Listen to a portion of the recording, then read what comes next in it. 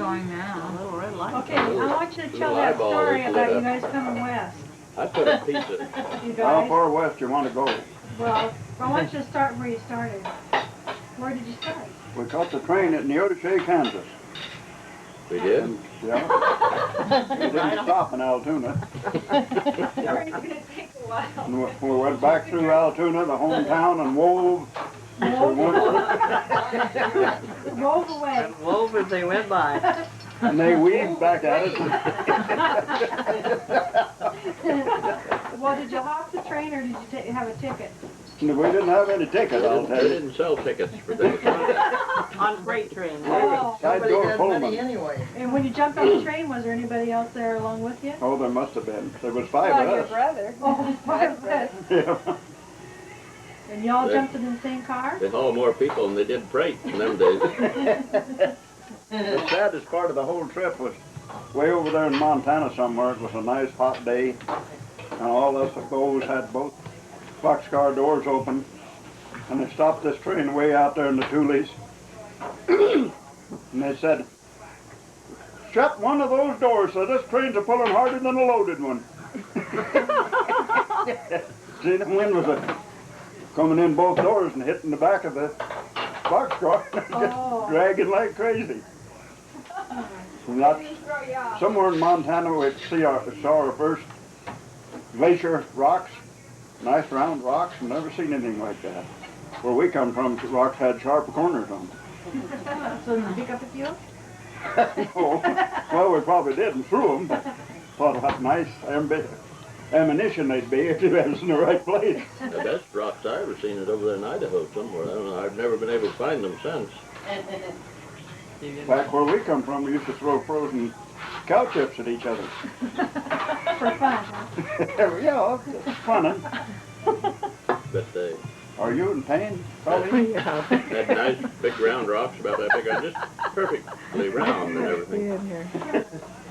Some old boy that had a bunch of service stations through there put had a sign up there that said, "There's petrified watermelons. Take one home to your mother-in-law." Stupidity is that? And then I learned something just out of Seattle, or Renton or somewhere up there. We were just getting, this train was just moving and it was cold. And I was down walking alongside of it or trotting, and we come to a trestle. I had a hold of it. Thank goodness I hung on to it. And my toes went along those sides. They warmed right up quick. Well, what time of year did you guys come? Well, it was September time we got down here. What year was it? 35. 1935? So what happened when you got to Seattle? Well, we Did you ever hear of a Model T board? We Well, bought one of them and drove it down here. Yeah, but how much did you pay for it and how did you get it? It was about $25 or something for it. Oh no, they're way high. Oh, He had two of them. who was he? They're at Hoovertown in Seattle. Oh, yeah? He'd sell one without a license for $9, or one with a license for 12 or 15. I forget which it was. So we took the $9. Was that a license? No license, no car license on it nowhere. And there wasn't a driver's license in the whole crowd. Oh my God. We bought a bunch of tools up there and hired out to cut pulpwood at Payless Crossing. And we didn't know where Payless Crossing was, or if there was such a place. Did they give you a map? No, they pointed us down and said, go that way. And how many days did you have to get here? Oh, we made it all in one day, I think. You did? I No. think. How could you make it all the way? No road. From Seattle? There's no road. On those little cow trails. Her education has been sad to see. I think she's trying to insult me, but I'm too ignorant.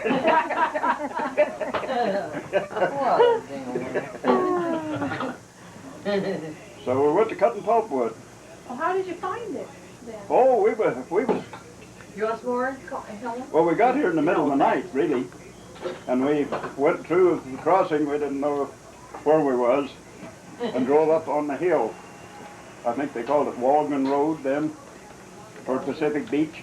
Yeah. Yeah. and put in the rest of the night there, and then come back. Found out that was Palis Crossing. And then we asked where this job was, and sent us up toward Hum Tulips. And there we were. Stranded. I thought there were. Made her Never fortune got right out. there. How many were with you by then? 2 jobs or something. Well, Didn't Harold have? Harold, How do he you- showed up and caught up with us in How do you Nebraska. get anywhere? How do I get anywhere? Yeah. I don't. Well, how did you get here? In a car. Well, that's the way we got here. You Not just put exactly it the in, same. you take out down the road that goes to where you want to go. Yeah, but how do you? Why didn't you make a wrong turn? Well, it could have been very easily done. You just got here by accident. More than that, more than anything else. Because I know there are no signs Well, in it's the gonna book cut- that say Palis Crossing. Cut pulpwood out of these hemlock trees, and we didn't know a hemlock tree from any other kind of tree. But they pointed them out to us, and we got up there. In those days, there probably On wasn't a the sign job up there. We were- training. Aberdeen or anything. On the way back, it quit down there on Evans Flat, and we had to walk the rest of the way home. I don't know what happened to that, do you? I never could figure out what we'd done with it if we I did. think we had a flat. Well, I bought your interest in it for $5 or something.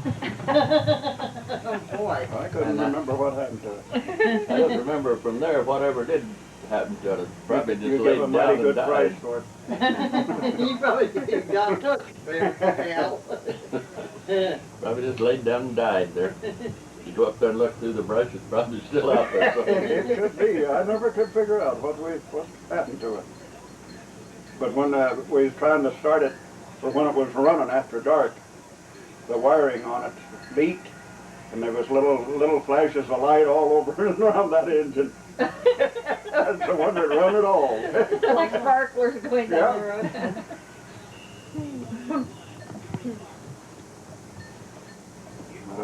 Tell about when Then the kids think they got it down. when you and whoever went up to Quinault and your brother and them stayed down and ate your welfare. Oh yeah, we went over to Yakima the next summer. The pulpwood played out and picked hops, and then we went to Twin Falls to pick spuds, and they weren't ready yet, so we went back to New Plymouth, Idaho, and tried to pick apples, and I stacked some hay for an old farmer, and we fiddled around there, and then on went back, and to Declo, I think was the name of the little town, and the guy come along, we didn't have any work, and he said he'd give me, I don't know how many of us went, 75 cents a ton to top sugar beets. I thought, man, alive, a ton of beets. But that's a great big thing, so we tried it, and I made more money at that than I ever did picking up spuds.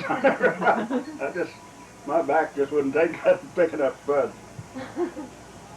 We went from there down to L.A. The guy we picked up somewhere along the line, he bought Christmas cards with his stake, and he was going to sell them and make a killing. We had an old 25 Dodge Touring by then. Coming out of the world, huh? We run out of money, so we went back up. Al, he stayed down in L.A. with this guy, and Harold and I, we went back up country where her day was, you get a job picking cotton around Bakersfield. So we went up there, and there's a field right along the road, so we stopped and talked to our cotton pickers. He said, don't get mixed up in this. He said, on up the road, they're hiring orange pickers. Said, go up there and get a job doing that. Said, you get picking cotton, you can't get away from it. Make money to get away.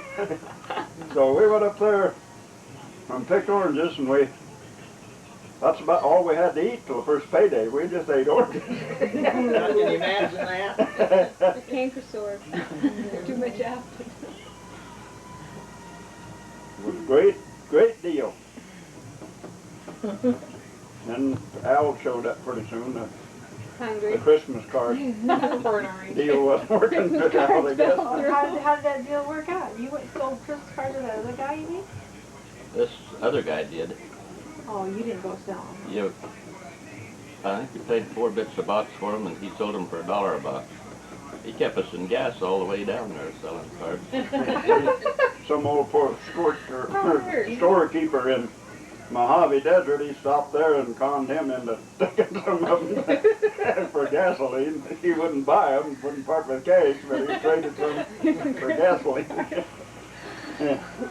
He was an operator, that boy. Whatever Promoter. happened? Whatever happened to him? I don't know, he was, wrote out a time or two.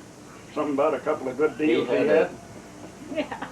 But over in Yakima, had a wood yard or a wood supply coal outfit, and he had, I don't know if he had 1 or 2 trucks. He wanted to borrow some money off of me to make payments on the truck, so he was going to lose them. But he didn't get any money. I never heard that from him after that. I don't know whatever happened to him.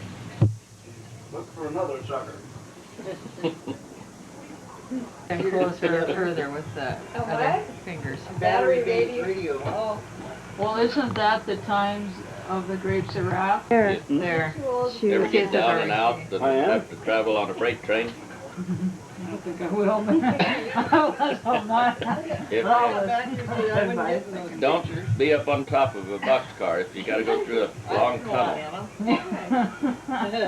It gets awful hot and smoky up there. I bet. Did you try it? Yeah. We did something, or one guy did, that I don't believe he did it, but he did. We was on top of this boxcar, and somehow or other he weaseled his way down and reached over and opened that boxcar door. I guess we was holding on to his feet so Hopefully. he couldn't fall off. Hanging in. And then he got down in the car and helped us, and we all got down in that boxcar from the top of it. What am I to think about? And it was a breezing right Probably along. going 60 miles an hour down the road. It was cold up on top there. Yeah. Coming through the Rockies. Yeah, we got up in Montana, we could see frost on the hills out there. One of these bows that we'd been riding with, he got to, I think it was Helena, somewhere along there. That was about the time they had that earthquake at Helena too. And he was going west on this train, and we all got off here in this freight yard. And the next train going east, he was on it going back. Some of them guys just rode around. They didn't. Just like old Red Benedict. Yeah, go He any hitchhiked your direction. way. Yeah. Whatever happened to Little Red? He living in Aberdeen, somebody. Yes. Said he had that cement thing up there on top of the hill where Oh they sell yeah, those. somebody said he was working there or something. The cement well? Yeah. Yeah, up on top. Boy, he's doing all right then, because they tried to charge me $65 for a little bitty deer up there. Well, you didn't pay it though, did you? No, I didn't. Well, he didn't do too good. Red Benedict runs that? So we And then, heard. Al and I went in and got on welfare. We had to use, we belonged to the woodcutters, the pulpwood cutters union. So they somehow or they weaseled around and got us on welfare. What was we getting? $3 and something every 2 weeks? Somewhere around there. Really, Yeah. really in the chips. So then we got a notice from the welfare office that they was going to ship us up to Quinault Lake. It was the same thing as WPA only under the Forest Service. They called it ERA, I think is what they called it. You worked 110 hours instead of 90, and you got board and room. $9 for board and room. We got 48. They took out 9. So Harold and the guy from Michigan, I guess is where it's from, they live down here in this shack where Carl Brumley lives, and they lived off of, they kept sending these vouchers even after they run us off. So they bought groceries at Old Lady Warmers and lived for 2 or 3 months on those vouchers. Oh, boy. And then he was in the chips from then on. Oh yeah. We went in town and bought them a 30 Model A from Old Berthold after we'd been up there a while.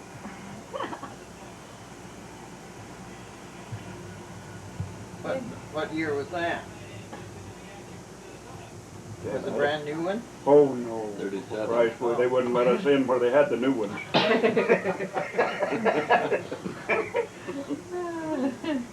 When did Harold join the Air Force? Hmm? When did Harold join the service? Well, he went back from this deal where he was living on our welfare. He finally decided to go back to Missouri and he finished high school. Oh, how old was He he? was like Dick, he had to go make 2 stabs at it to get through school. Did I tell you So that he Tom, was did young. you hear that Tom got his, whatever, his certificate? GED. Yeah. She was so excited about it. She said she forgot to tell me the last 2 or 3 times she's seen me, so. Oh. Another strange thing My brother happened. Your brother We had Tom? been got a GED. working for I the thought he Park graduated. Service, building that patrol cabin I showed you up at Graves Creek. And I guess we was done, I'm not sure. But anyway, we went to town, and we always stayed over the Spar when we was in town. I think they called it the Liberty Hotel at that time. Where all the And I was, street women lived. no, they lived down the side street. Where they were though. Handily. But I went down and was walking along in front of the Spar. I don't know where I was going, and maybe probably nowhere. And I met Harold. We didn't know he was in the country or nothing. Oh, Oh, He just showed up out there looking for us. Met him face to face there on the street. your little brother. Yeah. So we got a job of building a patrol cabin up to Crescent Lake. So Oh, he went up there with us, and we tried to talk the Park Service into. He didn't have any job, but letting him stay there in this building and furnished him with a sleeping bag, but they wouldn't go for that. So somehow or other he got over to Fort Lawton and joined the Army. So you'd have a bed to sleep in, huh? stayed there. Career got man. he was there a long time on the service. 20 years. I thought Yeah, it he was in put the Air in 20 Force. years. Huh. Army.